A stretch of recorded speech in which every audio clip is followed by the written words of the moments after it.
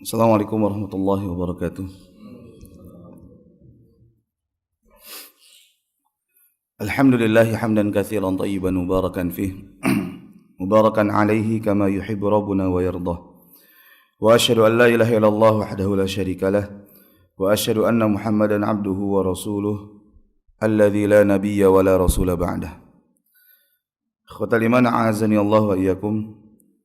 Kembali kita lanjutkan pelajaran atau kajian kita dari kitab penjelasan 3 landasan pokok yang wajib diketahui oleh seorang hamba.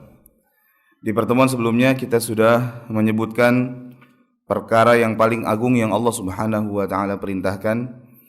Kata penulis, wa a'dhamu ma amara Allahu bihi tauhid wa huwa ifradullahi bil ibadah. Dan perintah yang paling agung, yang paling besar yang Allah Subhanahu wa taala perintahkan adalah tauhid. Apa itu tauhid? Tauhid adalah ifradullahi bil ibadah, mengesahkan Allah dalam segala bentuk peribadahan. Kemudian penulis melanjutkan lawan dari perintah yang Allah perintahkan yang paling agung, yaitu larangan yang paling besar yang Allah larang. Kata beliau, ya, kata penulis, wa a'dhamu ma naha anhu syirk wa huwa da'watu ghairihi ma'ahu. Dan larangan yang paling agung, larangan yang paling besar yang dilarang oleh Allah Subhanahu wa taala yaitu asyirk, kesyirikan.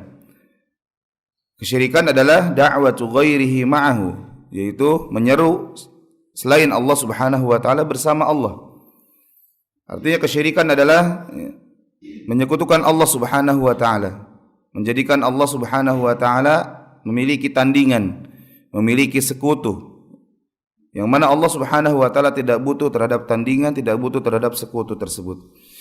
Dan beliau berdalil dengan firman Allah Subhanahu wa taala dalam surah An-Nisa, surah yang keempat ayat 36.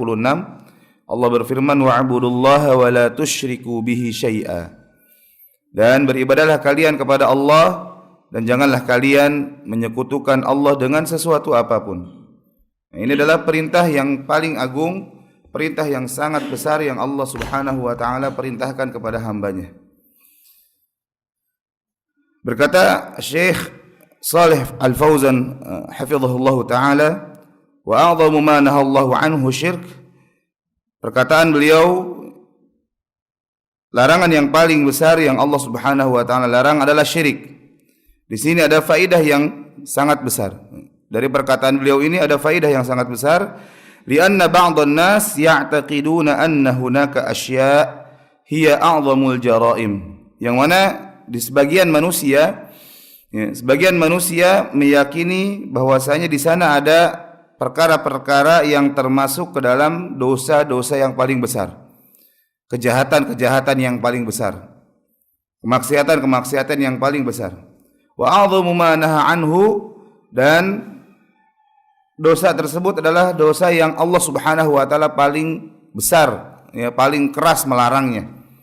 Fayaqul, maka mereka mengatakan dosa-dosa yang paling besar, yang paling agung yang Allah larang adalah ar-riba, yaitu perkara riba. Karena kita dapati, ya, sekarang saat ini betapa banyak orang gencar, ya, berkampanye, mengajak manusia, mengajak kaum muslimin untuk melepaskan diri dari perkara riba ini, melepaskan diri dari perkara riba, yang mana sebagaimana kita yakini bersama bahwasanya ar-riba adalah a'dhamul muharramat, perkara yang paling besar yang Allah Subhanahu wa taala larang, termasuk perkara yang Allah Subhanahu wa taala haramkan, dan perkara tersebut adalah perkara yang paling besar, artinya dosa yang sangat besar. Az-zina huwa a'dhamul muharramat. Kemudian juga perkara yang lain yaitu zina. Zina termasuk juga perkara yang Allah Subhanahu wa taala haramkan, yang paling besar. Walidzalika yarkizuna 'alan nahyi 'anil riba wa 'aniz zina wa 'an fasadil akhlaq. Oleh karena itu kita dapati betapa banyak orang yang mereka sangat fokus, sangat intens dalam melarang perkara riba, berkampanye mengajak manusia untuk meninggalkan dosa riba ini.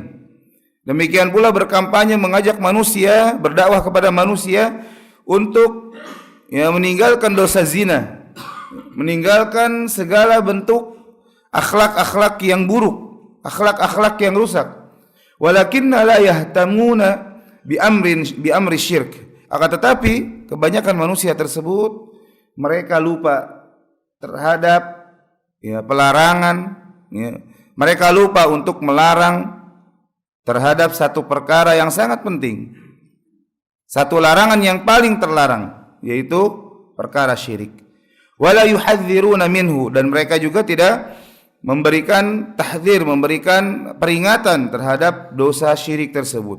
Wa hum yarawna an-nas waqi'ina fih, dan mereka mengetahui bahwasanya manusia kebanyakan terjerumus ke dalam dosa yang paling besar ini, yaitu kesyirikan.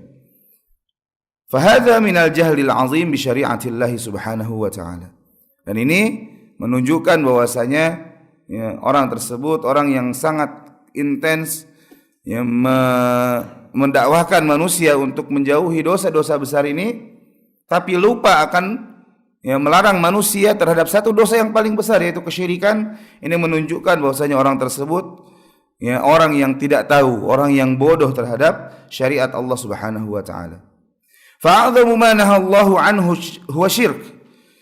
Padahal perkara yang paling besar yang Allah Subhanahu wa taala larang untuk dilakukan yaitu kesyirikan.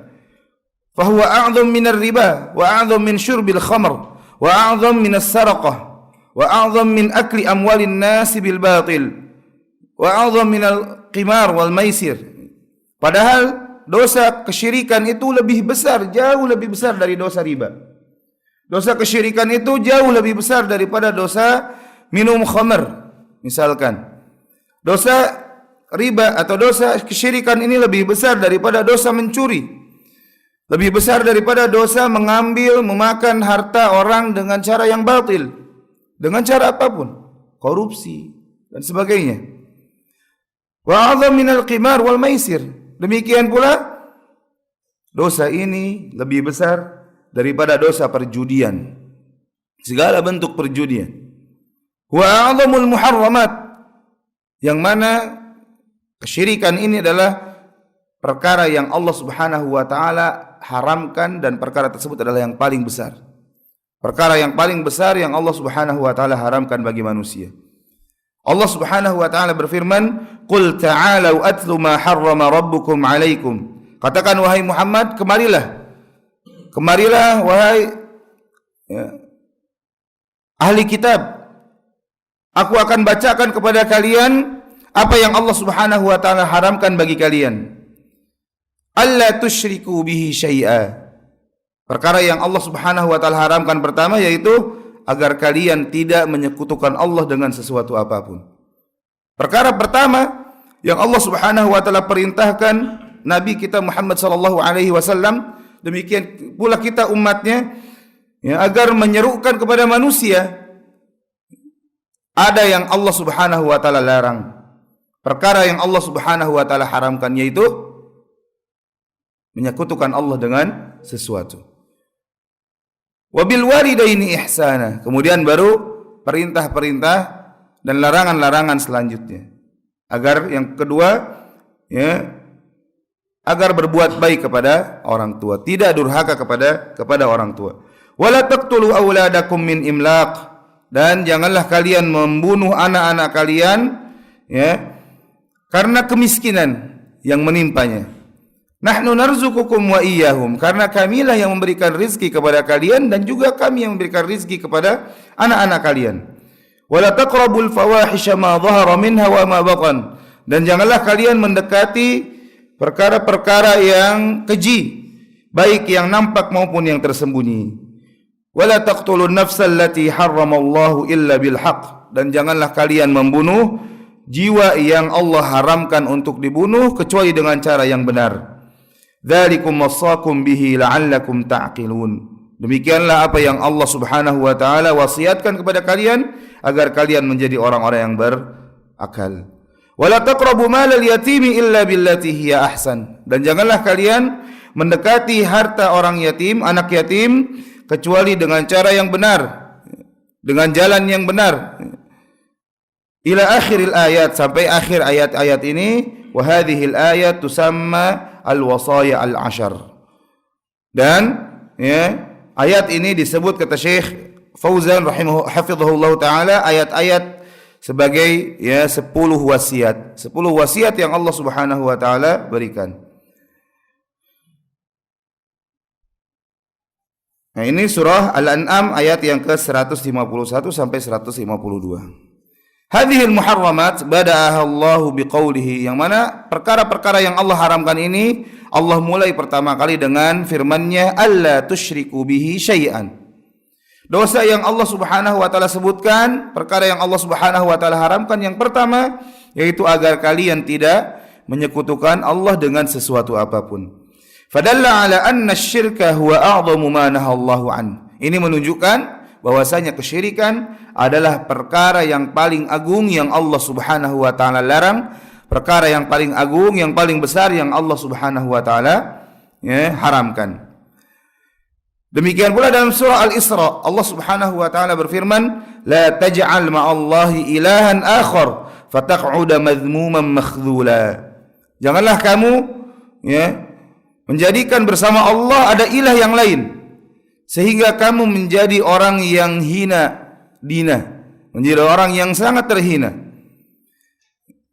Bada'a bin nahyi 'anil syirki wa khatamahu bin nahyi 'anil syirki. Yang mana dalam surah Al-Isra ayat 22 ini Allah Subhanahu wa taala memulai dengan larangan untuk menyekutukannya dengan sesuatu apapun. Dan Allah Subhanahu wa taala menutup ayat-ayat tersebut dalam surah Al-Isra ayat 39 dengan firman-Nya, wala taj'al ma'allahi ilahan akhar fatulqa fi jahannam maluman madhura. Dan janganlah kamu menjadikan bersama Allah Tuhan yang lain. Jangan kamu sembah selain Allah Subhanahu wa taala Tuhan yang lain sehingga kamu dimasukkan ke dalam jahannam. Sehingga kamu dimasukkan ke dalam jahannam. Nah, ini surah Al-Isra ayat 39. Fadalla ala annahu a'zamu ma nahallahu an. Dan ini menunjukkan di awal ayat, di awal permulaan Allah memulai dengan larangan berbuat syirik dan kemudian ditutup firman-Nya dengan juga larangan berbuat kesyirikan. Ini menunjukkan bahwasanya larangan yang paling besar, larangan yang paling agung yang Allah Subhanahu wa taala larang, perkara yang paling Allah Subhanahu wa taala haramkan adalah berbuat kesyirikan.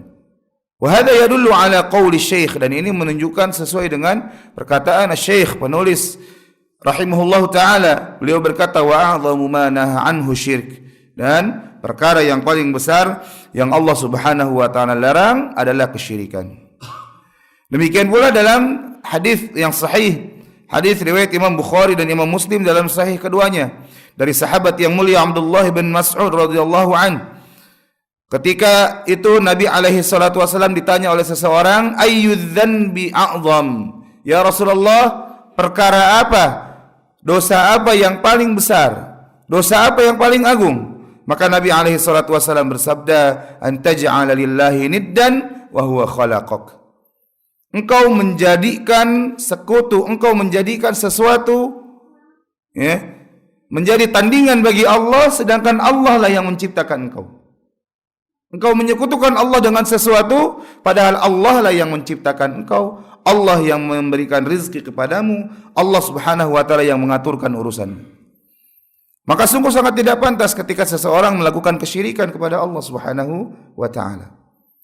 Bentuk sebuah kekurang ajaran kepada Allah Subhanahu wa taala. Karena Allah Subhanahu wa taala yang memberikan kita kehidupan, Allah yang memberikan kita rizki, Allah yang mengaturkan segala urusan kita.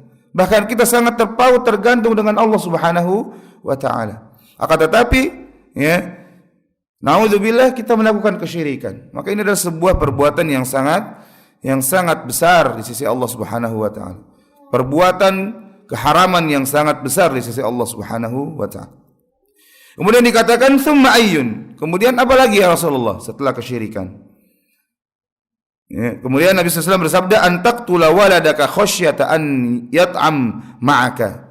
Engkau membunuh anakmu karena kamu khawatir, kamu takut dia makan bersamamu. Artinya dia bunuh anaknya dengan sebab kemiskinan. Dan ini dulu terjadi, sering terjadi di zamannya Rasulullah SAW. Bahkan mungkin di zaman sekarang.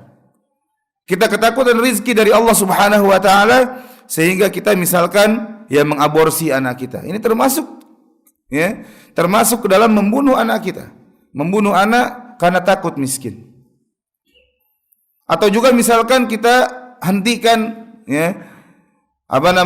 kehamilan istri kita karena takut kita tidak mampu untuk memberikan makan kepada anak-anak kita. Nah, ini sebagian ulama menyatakan ini sama seperti membunuh anak-anak kita karena takut miskin. Padahal Allah Subhanahu wa taala menjamin nahnu narzuqukum wa iyyahum. Dalam ayat yang lain nahnu narzuquhum wa iyyakum. Kamilah yang memberikan rezeki kepada kalian dan mereka, anak-anak kalian. Dalam ayat yang lain Allah sebutkan kamilah yang memberikan rezeki kepada mereka dan juga kepada kalian. Ini jaminan dari Allah Subhanahu wa taala. Tsumma ayyun, kemudian orang itu berkata lagi, apa lagi ya Rasulullah? Maka Nabi SAW bersabda, antuzaniya halilata jarik. Engkau berzina dengan wanita yang merupakan istri dari tetanggamu. Ini adalah bentuk kezaliman. Bentuk kezaliman kepada tetangga kita. Padahal Nabi alaihi salatu wasallam bersabda, "Wa man kana yu'minu billahi wal yaumil akhir falyukrim jarahu." Dan barang siapa yang beriman kepada Allah dan hari akhir, maka hendaklah dia muliakan tetangganya. Tetangga adalah saudara yang Allah Subhanahu wa taala ikat bagi kita tanpa adanya ikatan kekeluargaan, tanpa adanya ikatan persaudaraan. Tapi Allah Subhanahu wa taala dan Rasulnya memerintahkan kita untuk benar-benar berbuat baik kepada tetangga kita. Kenapa? Karena mereka terkadang mereka lebih tahu keadaan kita daripada saudara-saudara kita, daripada kerabat-kerabat kita. Makanya Nabi alaihi salatu wasallam di banyak tempat memerintahkan kepada kita untuk berbuat baik kepada tetangga. Jangan sampai kita berbuat buruk, jangan sampai kita mengganggu tetangga kita. Menjahati tetangga kita, menzalimi tetangga kita. Wa anzalallahu tasdiqa dzalika fi qoulihi ta'ala, dan Allah Subhanahu wa taala menurunkan ayat sebagai pembenar, membenarkan hal tersebut dalam firman-Nya, walladzina la yad'una ma'allahi ilahan akhar ولا يقتلون الناس التي ولا يقتلون النفس التي حرم الله إلا بالحق ولا يزنون ومن يفعل ذلك يلقى أثاما. Kata Allah Subhanahu wa taala sesuai dengan sabda Nabi alaihi salatu wasallam yang tadi. Dan orang-orang yang tidak menyeru bersama Allah Subhanahu wa taala satu Tuhan pun yang lain selain Allah, dan mereka tidak membunuh jiwa yang Allah haramkan untuk dibunuh kecuali dengan cara yang benar, dan mereka tidak berzina, maka barang siapa yang melakukan tersebut maka dia mendapatkan dosa. Fabada bisyirki fi qoulihi sallallahu alaihi wasallam, yang mana dalam hadis yang mulia tersebut Nabi alaihi salatu wasallam memulai dengan larangan berbuat kesyirikan. Beliau bersabda, antaj'ala lillahi niddan ay syarikan wa huwa khalaqak. Engkau menjadikan bagi Allah Subhanahu wa taala sekutu. Engkau menjadikan bagi Allah Subhanahu wa taala tandingan, padahal Allah Subhanahu wa taala yang menciptakan engkau. Wa qala huwa a'dhamu dzunub li'annahu su'ila ayyu dzanbi a'dham fa bada'a bisyirki. Maka ini menunjukkan, hadis yang mulia ini menunjukkan bahwasanya larangan atau dosa yang paling besar adalah kesyirikan. Karena ketika Nabi alaihi salatu wasallam ditanya dosa apa yang paling besar, maka beliau memulai dengan kesyirikan. Demikian pula sabda Nabi alaihi salatu wasallam dalam hadis yang lain. Nabi alaihi salatu wasallam bersabda, ijtanibus sab'al mubiqat. Jauhilah oleh kalian 7 perkara yang dapat membinasakan. Ada 7 perkara yang dapat membinasakan seseorang. Yang pertama kata beliau, atau para sahabat bertanya, mahunna ya Rasulullah? Apa saja 7 perkara yang membinasakan tersebut? Maka Nabi SAW bersabda, asyirku billah. Yang pertama yaitu kesyirikan, menyekutukan Allah.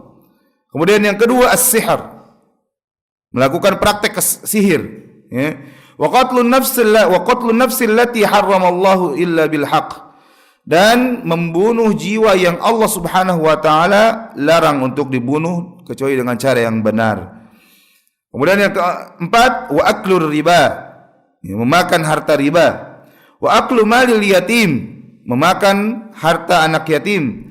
Wa tawalli yaumaz zuhuf wa yaumaz zahaf, ya, dan kabur, melarikan diri ketika peperangan akan segera berlangsung, akan segera terjadi. Lari dari medan perang ketika peperangan sudah siap untuk dilaksanakan. Ya.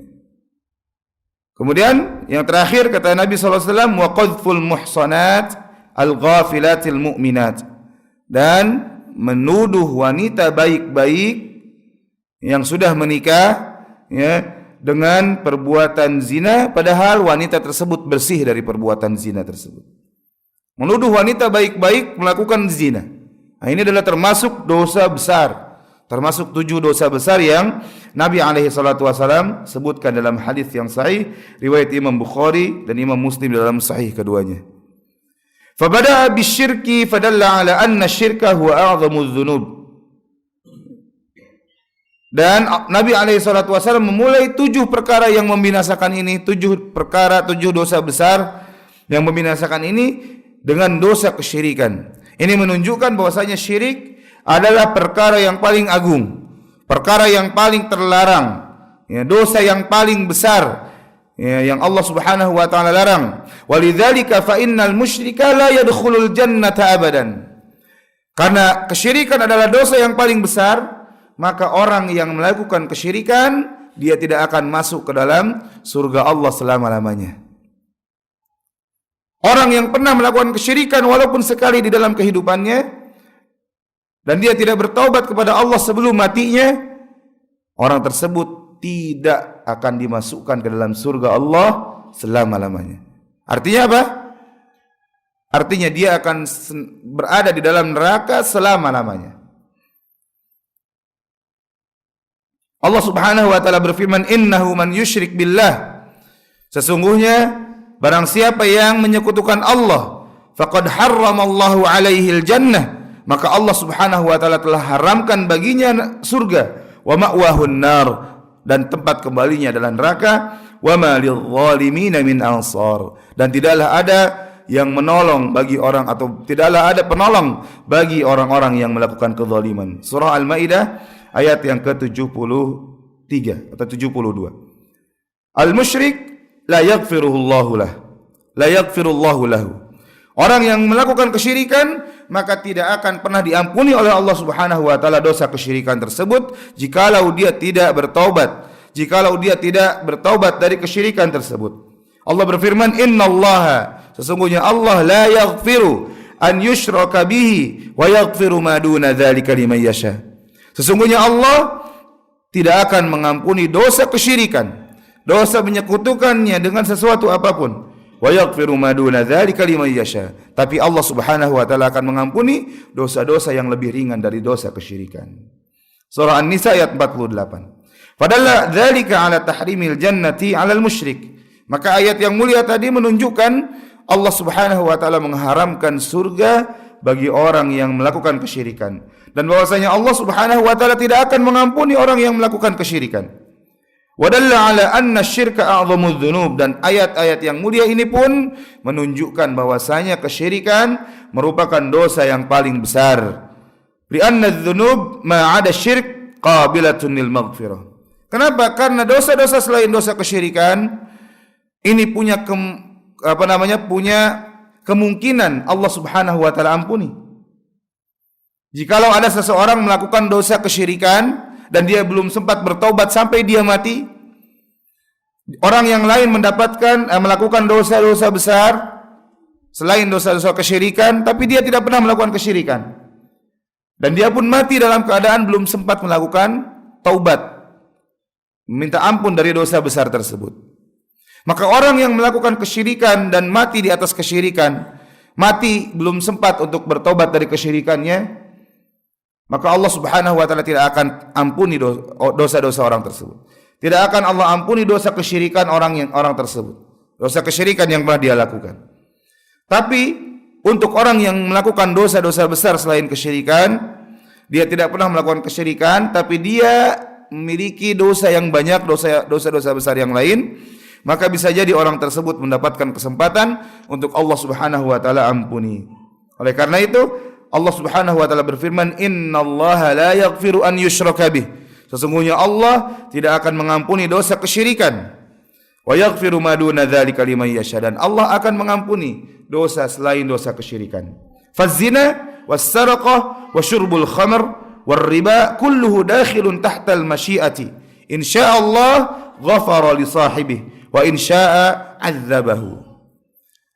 Maka dosa zina, dosa mencuri, dosa meminum khamar, dosa riba, seluruhnya adalah dosa-dosa yang termasuk dosa yang berada di bawah kehendak Allah Subhanahu wa taala.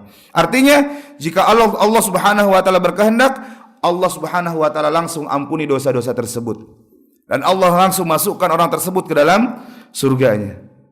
Atau jika Allah Subhanahu wa taala berkehendak, maka Allah Subhanahu wa taala akan bersihkan dulu hamba tersebut dari dosa-dosa tersebut, dari kotoran-kotoran tersebut, sehingga setelah bersih, hamba tersebut Allah Subhanahu wa taala angkat dan masukkan ke dalam surga Allah Subhanahu wa taala. Adapun orang yang melakukan kesyirikan, pernah melakukan kesyirikan dan belum bertobat dari kesyirikan tersebut, dia tidak akan mendapatkan kesempatan pembersihan lagi. Orang tersebut akan dimasukkan ke dalam neraka Allah dan selama-lamanya berada di dalam neraka Allah. Na'udzubillahi minan nar.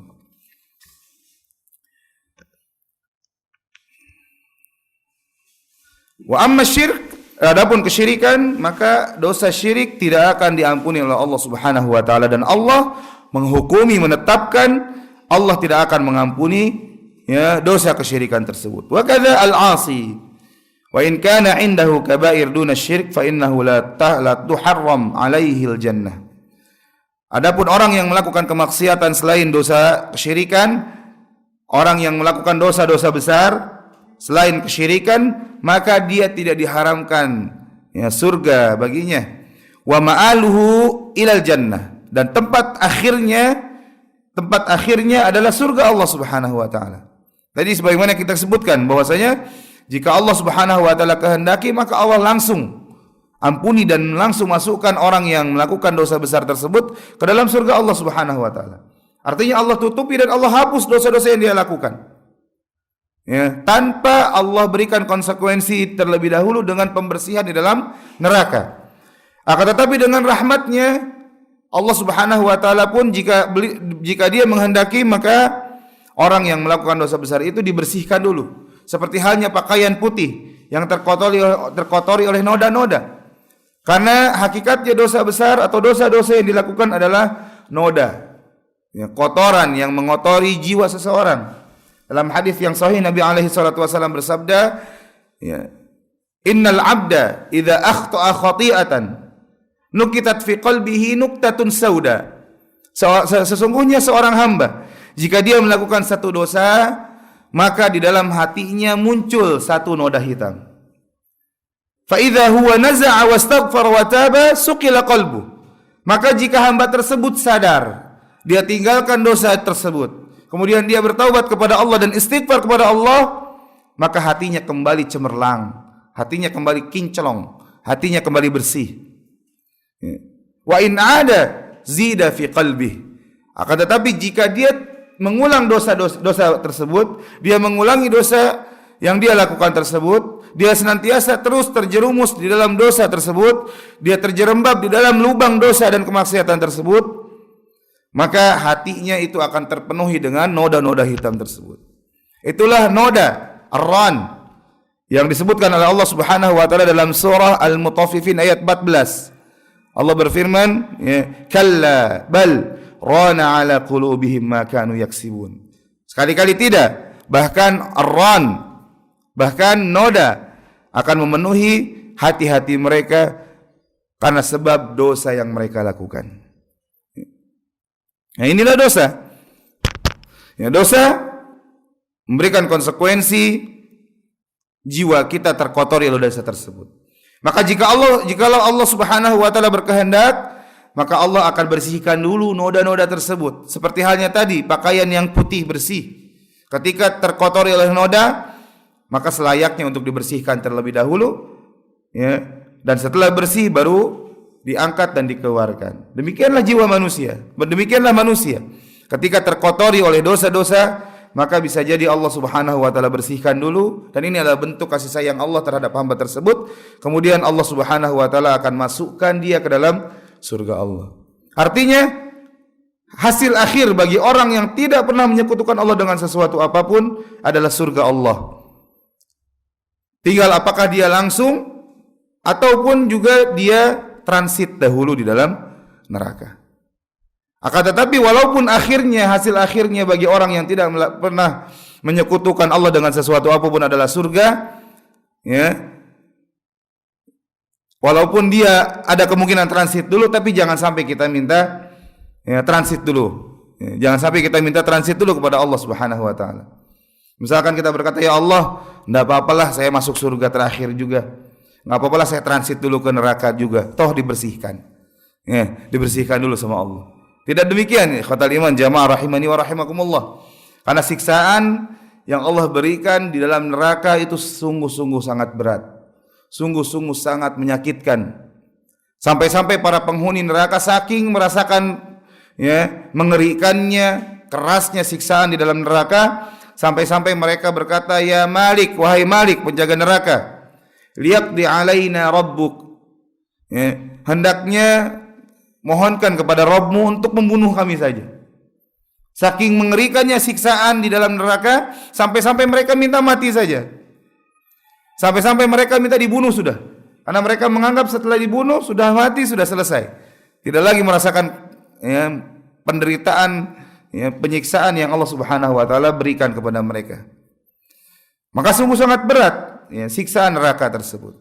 Siksaan neraka itu sungguh sangat berat. Nah, ini sesuai dengan sabda Nabi alaihi salatu wasallam dalam hadis yang sahih.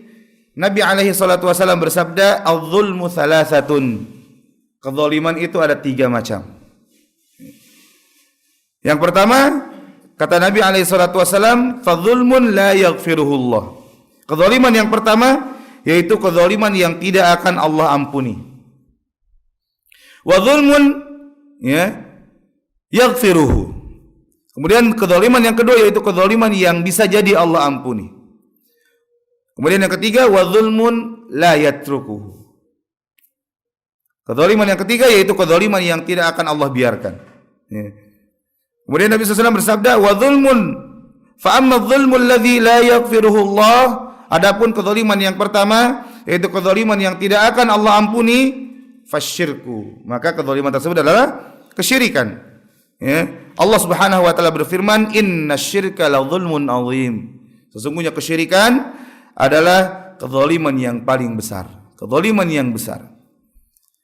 Karena kesyirikan adalah berbuat zalim terhadap Allah Subhanahu wa taala. Menyia-nyiakan hak Allah Subhanahu wa taala. Karena Allah Subhanahu wa taala memiliki hak yang wajib kita tunaikan. Apa itu? Agar kita beribadah hanya kepada Allah dan tidak menyekutukan Allah dengan sesuatu apapun. Maka jika ada orang yang melakukan kesyirikan, maka hakikatnya dia telah melakukan kezaliman kepada Allah Subhanahu wa taala. Ini kezaliman yang pertama. Kemudian kezaliman yang kedua, kata Nabi SAW, wa amma dzulmul ladzi yaghfiruhu Allah. Dan adapun kezaliman yang bisa jadi Allah ampuni, fa dzulmul ibadi li anfusihim fima bainahum wa bain rabbihim. Yaitu kezaliman para hamba terhadap diri mereka sendiri. Berupa perbuatan dosa yang mereka lakukan, perbuatan dosa yang mereka lakukan di hadapan Allah Subhanahu wa taala. Karena hakikatnya ketika seseorang bermaksiat melakukan dosa dan kesalahan, hakikatnya dia sedang menzalimi dirinya sendiri.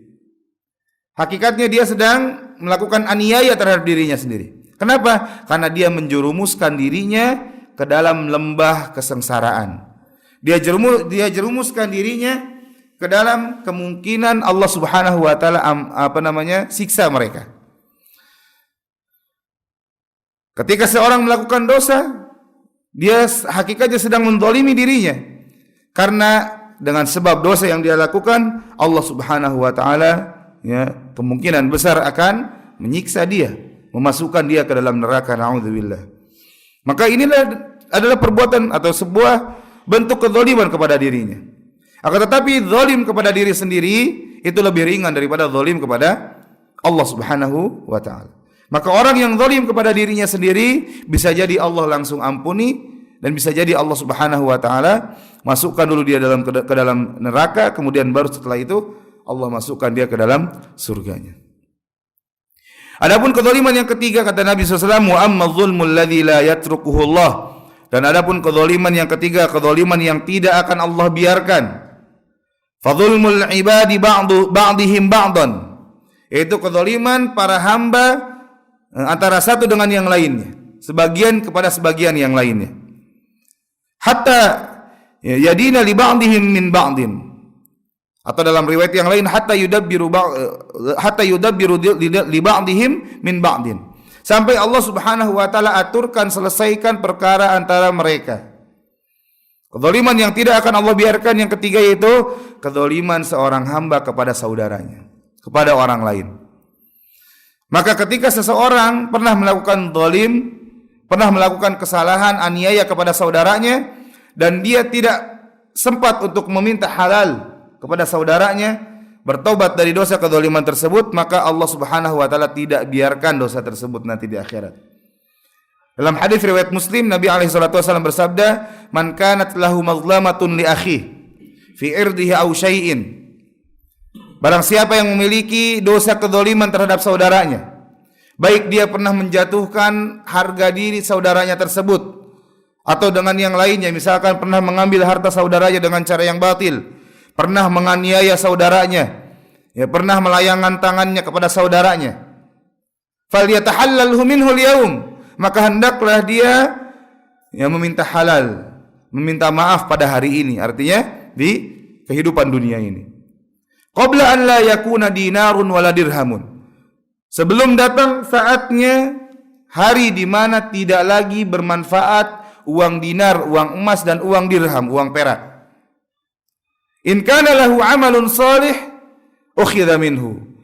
Jikalau orang yang zalim tersebut punya pahala, punya amal saleh, di dunia dahulu pernah melakukan amal saleh, ukhidha minhu, maka Allah Subhanahu wa taala akan ambil pahala tersebut dan akan diberikan kepada orang yang dia zalimi.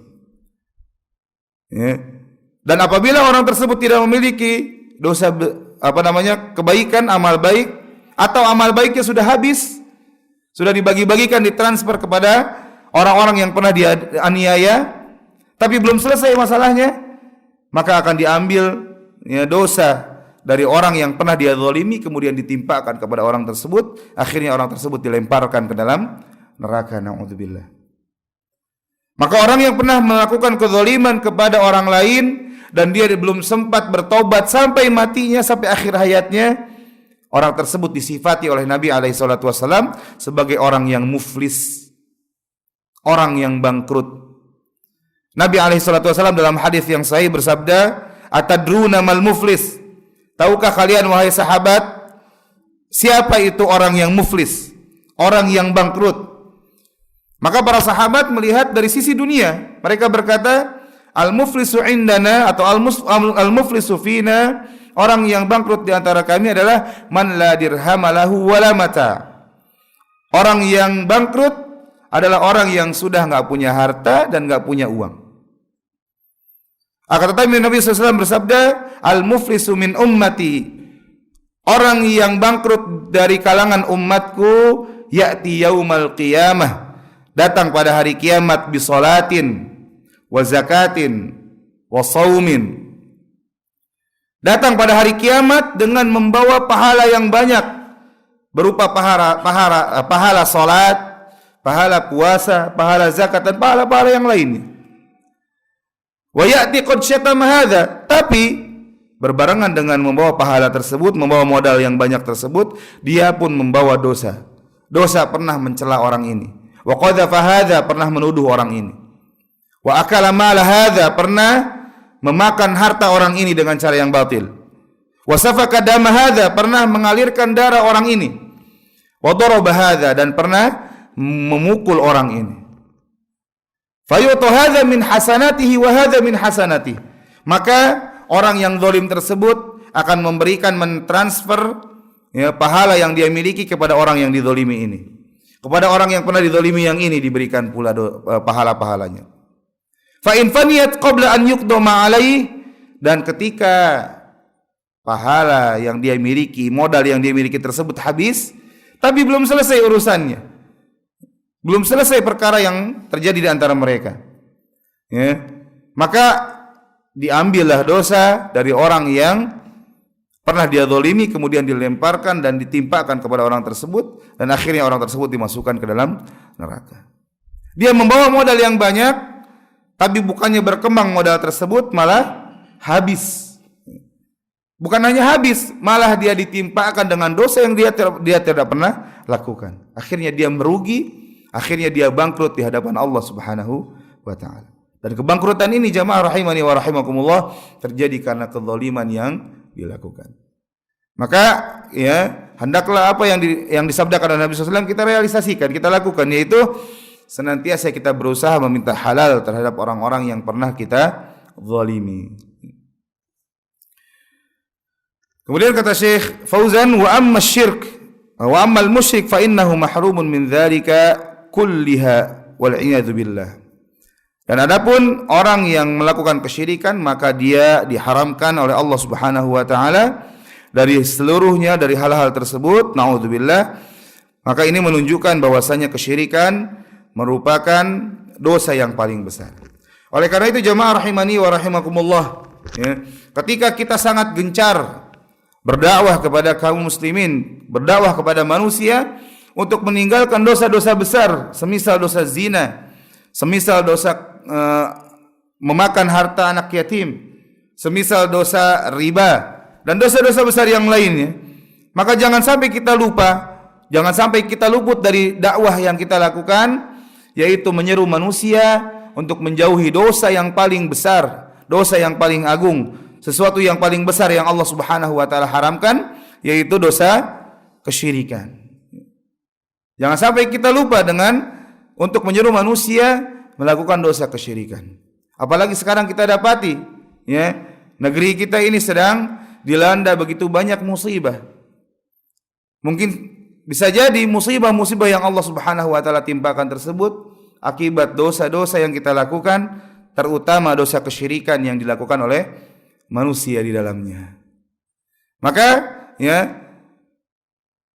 untuk menghindari musibah-musibah yang terjadi tersebut, maka hendaklah kita senantiasa kembali kepada Allah Subhanahu wa taala.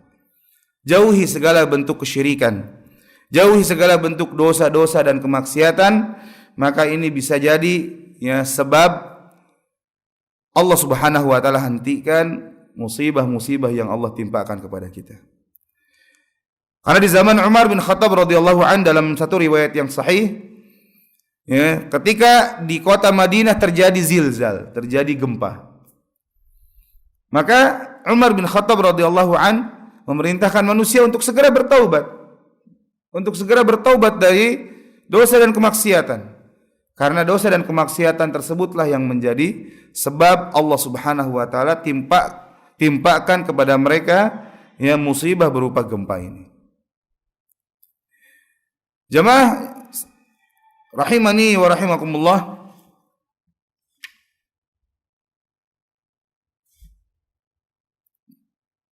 kemudian Syekh Utsaimin berkata, asyirkun naw'an. Kesyirikan itu ada dua macam. Yang pertama syirkun akbar, yang kedua syirkun asghar. Yang pertama yaitu syirik besar, dan yang kedua syirik kecil. Fannaul awal, maka jenis syirik yang pertama yaitu syirik besar, wa huwa kullu syirkin atlaqahu syari' wa kana mutadamminan li khurujil insan an dinihi. Syirik akbar, syirik besar adalah kesyirikan yang ditetapkan oleh syariat, yang mana kesyirikan tersebut bisa jadi menjadi sebab utama seseorang keluar dari agamanya. Artinya syirik besar adalah syirik yang dapat mengeluarkan pelakunya dari agamanya. Dianggap keluar dari agama Islam ketika dia melakukan kesyirikan tersebut. Adapun kesyirikan yang kedua yaitu asyirkul asghar, syirik kecil adalah setiap amal baik perkataan maupun perbuatan yang ditetapkan oleh syariat dan disifati dengan kesyirikan, akan tetapi perbuatan tersebut tidak sampai mengeluarkan pelakunya dari Islam, dari agama. Wa 'alal insan al-hadhru minasyirki akbarihi wa asgharihi faqad qala Allah Ta'ala innallaha la yaghfiru an yushraka bih. Maka sepatutnya bagi seorang manusia untuk senantiasa perhatian, untuk senantiasa berhati-hati dari perbuatan kesyirikan baik yang besar maupun yang kecil. Karena Allah Subhanahu wa taala larang perbuatan kesyirikan baik yang besar maupun yang kecil. Allah berfirman, "Innallaha sesungguhnya Allah la yaghfiru an yushraka bih." Allah tidak akan mengampuni dosa kesyirikan. Dan dalam ayat ini tidak disebutkan apakah dosa yang besar atau dosa yang kecil.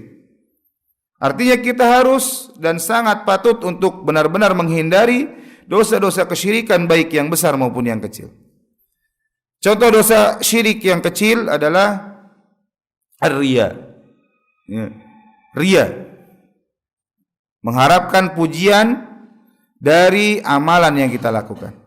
Kita beramal tapi mengharapkan pujian, sanjungan dan rasa kagum dari orang lain terhadap amalan yang kita lakukan. Ini adalah perbuatan riya. Nabi SAW bersabda, sesungguhnya aku sangat takut menimpa atau apa yang paling aku takuti menimpa kalian yaitu asyirkul asghar, yaitu kesyirikan. Qila wa ma huwa ya Rasulullah, kama qala. Dikatakan apa dosa syirik kecil tersebut? Maka Nabi SAW bersabda ar-riya. Syirik kecil adalah riya. Dan ini banyak menjangkiti di hati-hati kaum muslim, di hati-hati kita. Betapa sering kita beramal yang mana amalan tersebut harusnya amalan akhirat. Amalan yang harus dilandasi dengan keikhlasan kepada Allah Subhanahu wa taala, tapi kita kotori dengan noda harapan untuk dipuji oleh orang lain. Di zaman sekarang sangat-sangat mudah sekali untuk riya ini, yaitu dengan selfie. Ketika baca Al-Quran, suruh orang lain, saudara kita, tolong fotokan dulu lagi baca Al-Quran. Selfie. Ketika sholat, dia sujud, fotoin pas lagi sujud. Selfie. Dan ini banyak menjangkiti seperti itu. Bahkan dia melakukan dosa double. Yang pertama dia riya, yang kedua dia tidak melakukan atau berdusta. Biar kelihatan orang soleh, tolong fotokan saya sedang sujud. Padahal dia lagi nggak sholat, bukan sedang sholat, tapi dia minta difotokan sedang sujud. Akhirnya dia sujud, kemudian baru difoto. Setelah diambil fotonya, kemudian dia bangkit, dia ambil HP-nya. Tidak dalam keadaan sholat. Artinya dia berdusta. Atau misalkan berangkat umroh, kemudian di selfie, foto di depan Ka'bah, kemudian di caption, alhamdulillah. Akhirnya Allah mudahkan saya untuk menziarahi rumah Allah yang agung ini. Bercucuran air mata saya ketika melihat betapa agungnya, betapa indahnya rumah Allah ini. Masya Allah. Seolah-olah bijak, seolah-olah soleh gitu. Padahal dia ingin dipuji. Dan lain sebagainya. Betapa banyak dan betapa mudah kita di zaman yang serba canggih ini untuk melakukan riya. Maka ikhwatal iman, senantiasa jaga diri kita dari dosa kesyirikan ini.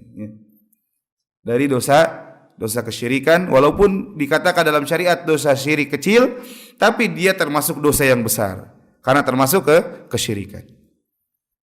Kita lihat para ulama terdahulu, mereka senantiasa menyembunyikan amalan mereka. Bahkan ada orang, salah seorang yang soleh, salah seorang salaf dari zaman dahulu, ada yang berpuasa selama 40 tahun dan istrinya tidak mengetahui sama sekali. Istrinya tidak mengetahui sama sekali. Dia dibekali makanan dari rumahnya untuk dimakan, disantap di tempat kerjanya, di tengah jalan dia berikan, diinfakkan, disedekahkan kepada orang yang dia dapati butuh. Kemudian ketika di tempat kerjanya, di tempat dia bekerja, maka dia seolah-olah makan sendiri karena makan bekal dari keluarganya. Kemudian pulang dalam keadaan belum makan. Setelah itu baru dia berbuka di rumahnya dan tidak diketahui bahwasanya dia sedang berbuka. Ini perhatian yang sangat besar dari kalangan orang-orang soleh terdahulu, karena mereka takut melakukan riya, takut berbuat riya dalam amalannya, walaupun di hadapan istrinya sendiri, walaupun di hadapan belahan jiwanya, walaupun di hadapan pasangannya. 40 tahun dia tidak diketahui melakukan puasa sama sekali oleh istrinya. Nah, ini para orang-orang saleh dahulu, mereka sangat berusaha semaksimal mungkin untuk menjauhi dosa riya ini. Karena riya adalah dosa yang merusak amalan kita, bahkan bisa menghapuskan amalan kita. Maka dosa ini sangat-sangat patut untuk kita tinggalkan, untuk kita hindari. Jamaah rahimani wa rahimakumullah, ini saja mungkin yang bisa kita bahas pada kesempatan kita kali ini. Maka insyaallah di pertemuan selanjutnya kita akan membahas apa sih 3 perkara yang wajib diketahui oleh seorang hamba, Apa 3 landasan yang wajib diketahui seorang hamba? Apa 3 pertanyaan yang menjadi pertanyaan yang akan ditanyakan oleh malaikat munkar nakir nanti ketika kita setelah dimasukkan ke dalam kuburan-kuburan kita. Di alam kubur, pertanyaan apa yang akan ditanyakan oleh malaikat munkar nakir?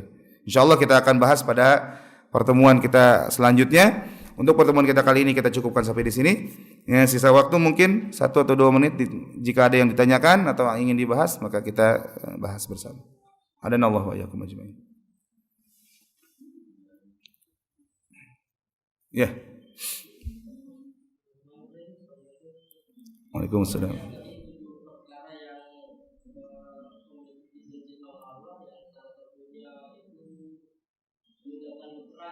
Ya.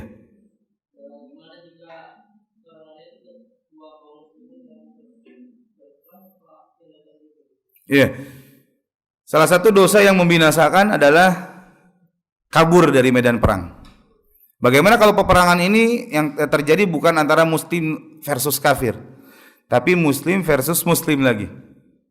Maka kalau peperangan tersebut adalah peperangan yang syar'i, peperangan yang dibenarkan, walaupun terjadi di antara 2 kubu kaum muslimin, jika peperangan tersebut atau jihad tersebut memang diperintahkan oleh ulil amri, karena jihad itu tidak bisa tegak kecuali dengan perintah ulil amri. Jihad tidak akan tegak, tidak dianggap jihad yang syar'i tanpa adanya perintah dari pemimpin kita. Maka jikalau pemimpin untuk mengajak kaum muslimin untuk berjihad, maka wajib dia ikuti, dia penuhi ajakan tersebut. Dan ketika peperangan akan berkecamuk, pantang mundur. Pantang pulang, pantang mundur dari medan perang. Enggak boleh mundur dari medan perang ini.